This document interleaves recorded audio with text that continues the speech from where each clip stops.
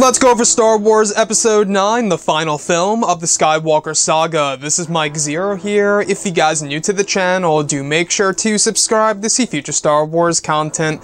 Now, one of the big shockers in The Last Jedi was, of course, the death of Supreme Leader Snoke by the hands of Kylo Ren. Nobody expected to see that in that movie, and a lot of people were rather upset about such a big character with pretty much an unknown backstory being killed off so soon. Now, going into Episode 9, there has been a lot of talk about the return of Supreme Leader Snoke, even, about Andy Serkis quite possibly being involved after canceling his appearance at that Comic-Con over in Philadelphia.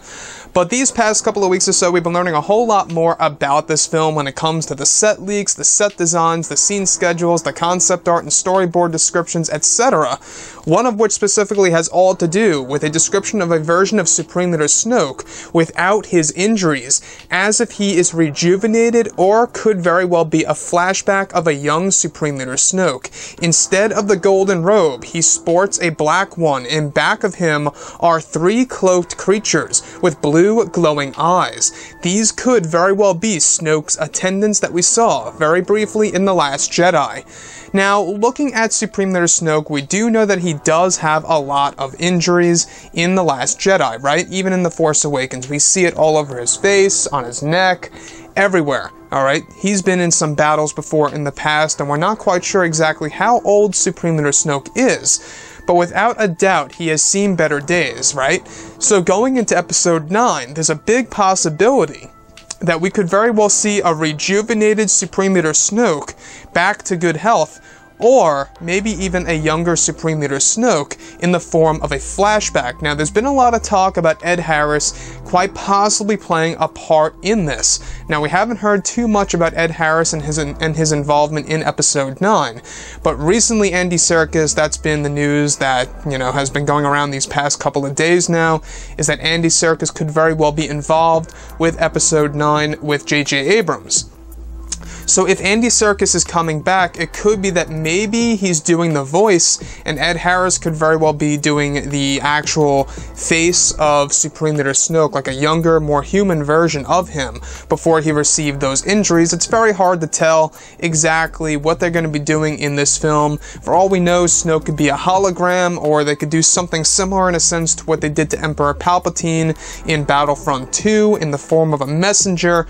Who knows what they're going to do in this film, but we do know that Ren, alright, Supreme Leader Ren is going to be a thing. Kylo Ren is going to be his own master, which I honestly like. That's a different take on a Star Wars movie. We haven't really seen that to date as of yet, where you have a villain working on his own in a Star Wars film. Now, of course, we've seen this, very lightly in the past before in other forms of canon.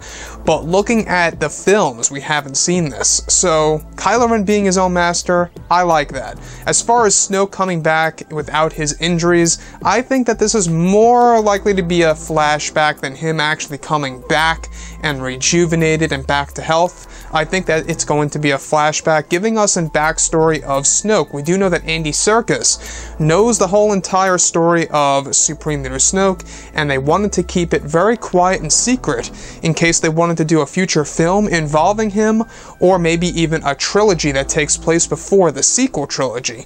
So we do know that we have the Age of Resistance comic line coming out just before Episode 9 drops, one of which is a total, big story that belongs just to Snoke.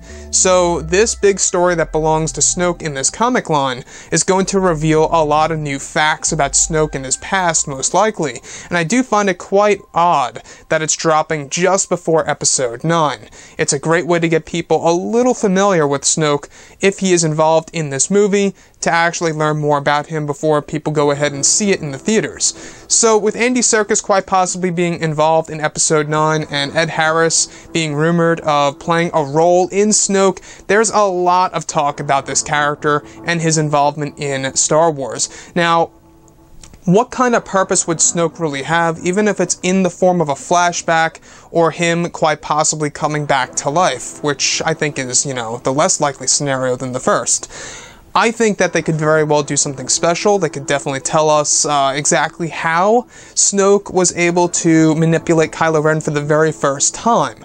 That is something that I think a lot of people want to see, right? Or maybe even some training sessions that we never got to see.